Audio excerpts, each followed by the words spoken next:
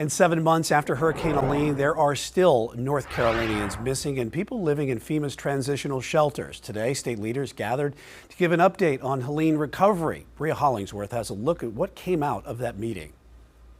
It's been nearly 7 months since Helene ravaged western North Carolina. Flooded out roads, destroyed buildings, homes gone.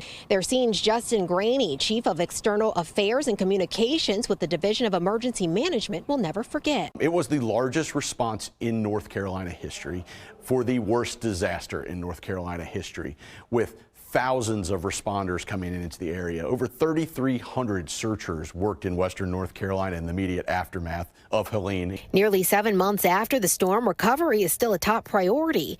Members of the State Emergency Response Commission joining together to discuss recovery efforts. Graney says since the storm hit, over 6 million cubic yards of debris has been removed and over 8,000 private roadways and bridge projects have been awarded.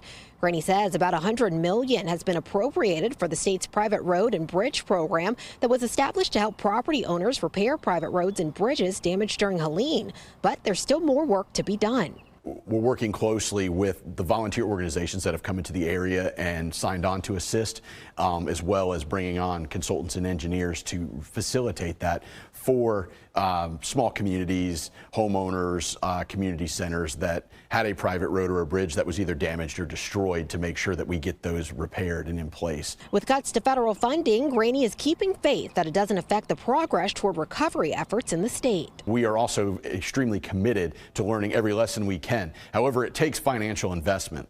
So we need to make sure that we're investing in local emergency management programs as well as the state program to make sure that we can fill these gaps, that we can procure the right resources, the right assets, and we can train the right personnel to make sure that we take these lessons learned so that we're more ready next time. Graney says they are currently working on what's called an after-action review, and where they'll take a look at what they went well in the response to the storm and what didn't go well and recommendations to improve. He says those findings should be released within the next few days. North Carolina Governor Josh Stein is appealing FEMA's decision to not extend its 100% match for Helene costs. The governor said in a statement that Stein wrote to the President Trump to ask him to overturn the decision. Without the extension, FEMA's match drops to 90%. That means it could cost the state up to $200 million. Governor Stein also requested Congress and the Trump administration to appropriate an additional $11.6 billion in federal disaster relief funds.